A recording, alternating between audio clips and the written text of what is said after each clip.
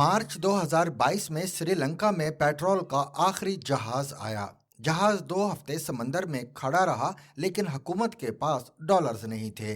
जहाज वापस चला गया और इसके साथ ही श्रीलंका का डिफॉल्ट शुरू हो गया। मुल्क में पेट्रोल खत्म हुआ। पेट्रोल की वजह से बिजली की लोड शेडिंग और ट्रांसपोर्ट बंद हुई। फैक्ट्रियां भी रुक गई। ट्रांसपोर्ट की वजह से खुराक का बहरान भी पैदा हो गया और रही सही कसर बेरोजगारी ने पूरी कर दी। यहां तक कि हुकूमत ने 12 अप्रैल 2022 को डिफॉल्ट डिक्लेयर कर दिया और इसके बाद पूरा मुल्क सड़कों पर निकल आया और आवाम के हाथों में जो भी चढ़ गया, वो हुकूमत हो या अपोजिशन, वो ब्यूरोक्रेट हो या ताजर, उसको फेंटा पड़ गया।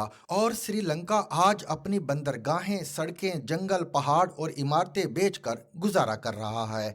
हम भी यकीन करें या ना करें, इस वक्त इसी अमल से गुजर रहे हैं। पेट्रोलियम मिनिस्ट्री ने 3 दिन कबल स्टेट बैंक को खबरदार कर दिया, मुल्क में पेट्रोलियम मसनूआत की किल्लत शुरू होने वाली है। तेल दरामद करने के लिए एलसीज नहीं खुल रही। पीएसओ का एक ऑयल कार्गो कैंसिल हो चुका है। दूसरे की डिलीवरी 23 जनवरी को मुतवक्के थी, लेकिन उसकी एलसी भी नहीं खुल सकी। पाक अरब रिफाइनरी के 5,35,000 बैरल के 2 ऑयल कार्गो भी लाइन में हैं। पाकिस्तान रिफाइनरी लिमिटेड का एक कार्गो 5,32,000 बैरल तेल लेकर 30 जनवरी को पहुंचेगा, लेकिन उनकी एलसी भी नहीं खुल पा रही। लिहाजा फरवरी में तेल का बहरान शुरू हो जाएगा और मार्च और अप्रैल में ये क्राइसिस शदीद हो जाएगा। और अगर खुदा न खास्ता ये हो गया तो पेट्रोल पंपों पर भी लाइनें लग जाएंगी, खुराक की सप्लाई भी बंद हो जाएगी, पब्लिक ट्रांसपोर्ट, मेट्रो, ट्रेन और जहाज भी रुक जाएंगे, बिजली की खौफनाक लोड शेडिंग भी शुरू हो जाएगी और रही सही फैक्ट्रियां भी बंद हो जाएंगी। ये एक सूरत हाल है, जबकि दूसरी तरफ सरकारी मुलाजमीन की तनख्वाहें भी रुकना शुरू हो चुकी हैं। जनवरी में आधे सरकारी महकमों की तनख्वाह 10 दिन लेट हुई। फरवरी में क्या होगा ये कोई नहीं जानता। पाकिस्तान के सिफारत खानों को सितंबर से तनख्वाहें और किराए नहीं मिल रहे, जिसकी वजह से सिफारती मिशन तकरीबन बंदिश के करीब हैं। आप खुद अंदाजा कीजिए, अगर एम्बेसी को किराए, पेट्रोल, यूटिलिटी बिल्स और तनख्वाहों की रकम नहीं मिलेगी तो फिर ये कैसे चलेंगे। चुनाचे सफारत खानों के हालात बहुत खराब हो चुके हैं। इंडस्ट्री की सूरत हाल देखनी हो तो आप फैसलाबाद, सियालकोट और कराची का चक्कर लगा लें। 75% कारखाने बंद हो चुके हैं और इनसे मुल्क में बेरोजगारी का खौफनाक तूफान आ रहा है। आटे का बहरान भी पैदा हो चुका है। कुकिंग ऑयल भी मफकूत होता जा रहा है और डॉलर मुंह मांगी कीमत देने पर भी नहीं मिल रहा। चुनाचे अगर ये कहा जाए पाकिस्तान तकरीबन डिफॉल्ट कर चुका है तो गलत ना होगा।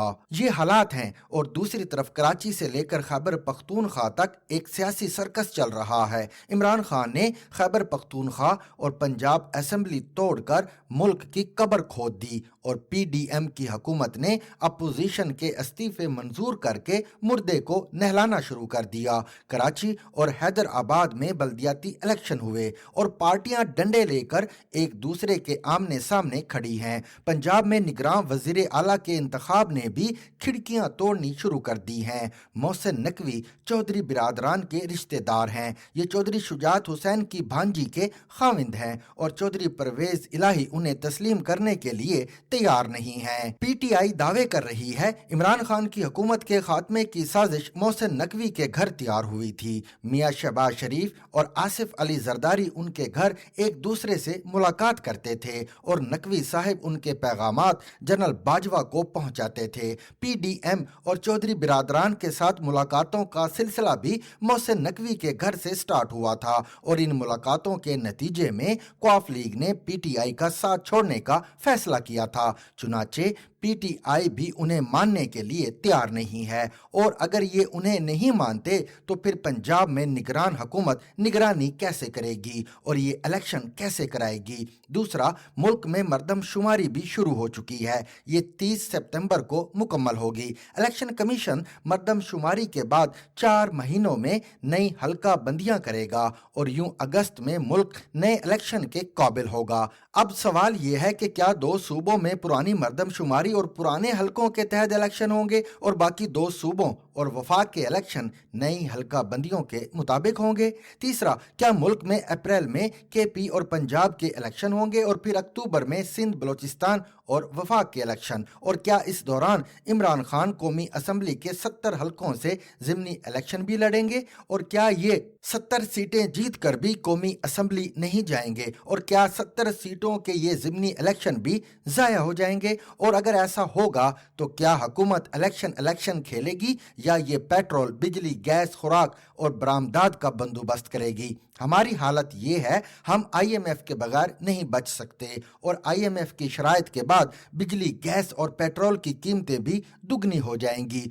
और बेरोजगारी के शिकार अवाम पर टैक्स भी बढ़ जाएंगे और इससे महंगाई अलमिया की शक्ल इख्तियार कर जाएगी। IMF की शराइत मानने से मुल्क में 1.5 करोड़ लोग बेरोजगार हो जाएंगे और लोगों का खाना पीना 3 से 1 वक्त पर आ जाएगा। हमारे दोस्त मुल्क सऊदी अरब, UAE और चीन भी हमारी मदद कर करके थक चुके हैं। हमें उनकी तरफ से भी साफ इनकार हो चुका है और अमेरिका मुद्दत पहले हमसे मुंह मोड़ चुका है। चुनाचे अब हमारे पास बेचने के लिए सिर्फ 2 असासे बचे हैं, एटम बम और फौज। हम अगर बैनुल अक़वामी ताकतों की शराइत मानते रहे, हम अगर इसी तरह कर्जे लेते रहे तो फिर हमें बिल आखिर उनकी ये दोनों शराइत मानना पड़ेंगी। एटमी प्रोग्राम सरेंडर करना पड़ेगा और फौज की तादाद कम करना होगी और इन दोनों शराइत की अपनी कीमत है। हम इसके बाद कश्मीर भी नहीं ले सकेंगे और अभिनंदन जैसे पायलट्स के जहाज भी नहीं गिरा सकेंगे और हम इसके बाद श्रीलंका, नेपाल और भूटान बनकर रह जाएंगे। हम यहाँ फर्ज कर लेते हैं army chief general Asim Munir IMF, world bank, सऊदी अरब और चीन को मना लेते हैं और ये मुल्क आखिरी बार हमारी मदद कर देते हैं, तो क्या ये रकम भी इलेक्शंस और इस सियासी बहरान का लुकमा नहीं बन जाएगी और क्या हम अगले साल आज से भी ज्यादा बदतर पोजीशन में नहीं होंगे। चुनाचे अब सवाल ये है, इस सूरत हाल का आखिर हल क्या है। इसका सिर्फ और सिर्फ एक ही हल है, फौज मुल्क के तमाम स्टेक होल्डर्स को इकट्ठा बिठाए, अपनी गलतियां तस्लीम करे, माजरत करे, सियासतदानों को उनकी गलतियां बताए और फिर एक चार्टर ऑफ पाकिस्तान साइन कराए और इसके बाद बहरानों का बाब हमेशा हमेशा के लिए बंद कर दिया जाए। हम फैसला कर लें, मुल्क में आज के बाद कोई एक्सटेंशन नहीं होगी। चीफ जस्टिस ऑफ पाकिस्तान की तरह सीनियर मोस्ट जनरल अपने वक्त पर आर्मी चीफ बन जाएगा और ये इख्तियार आज के बाद किसी वजीर आजम के पास नहीं होगा। आर्मी चीफ अपने वक्त पर रिटायर भी हो जाएगा और मुल्क का कोई ओहदेदार उसकी मुद्दत में इजाफा नहीं कर सकेगा। हुकूमतें खा बदलती रहें लेकिन असेंबलियां हर सूरत अपनी मुद्दत पूरी करेंगी। इलेक्शन कमीशन 100% आज़ाद और खुद मुख्तार होगा। इलेक्शन कमिश्नर का फैसला भी 100% मेरिट और खुदकार निज़ाम के तहत होगा। टैक्स पॉलिसी 20 साल के लिए बनाई जाएगी और इसमें कोई रद्द बदल नहीं किया जाएगा ताकि सरमायाकार इसके मुताबिक सरमायाकारी कर सकें। मजहब आवाम का जाती मामला होगा और कोई शख्स किसी भी शख्स को मजहबी बुनियाद पर हदफ नहीं बना सकेगा। मजहबी जलसों और जलूसों पर पाबंदी लगा दी जाए। लाउड स्पीकर की आवाज सिर्फ मस्जिद के अंदर तक रहेगी। नमाज का वक्त पूरे मुल्क में एक होगा। आजान कौमी सतह पर होगी और एक ही वक्त होगी। बच्चों का निसाब पूरे मुल्क के लिए एक होगा। सड़कें हर सूरत खुली रहेंगी। आबादी कंट्रोल की जाएगी। ब्यूरोक्रेसी में 2 साल के अंदर रिफॉर्म्स की जाएंगी और पूरा सिस्टम ऑनलाइन और आसान कर दिया जाएगा।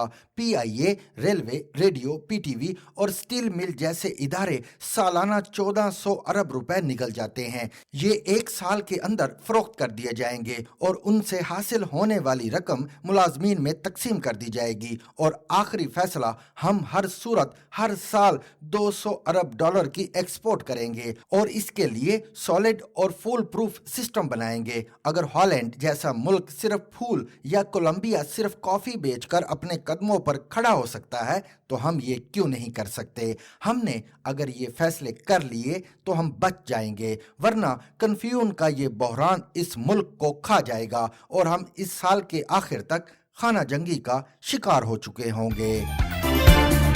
For more informative videos with Chaudhary Javed, subscribe to our YouTube channel. Zigzag News. We make it special.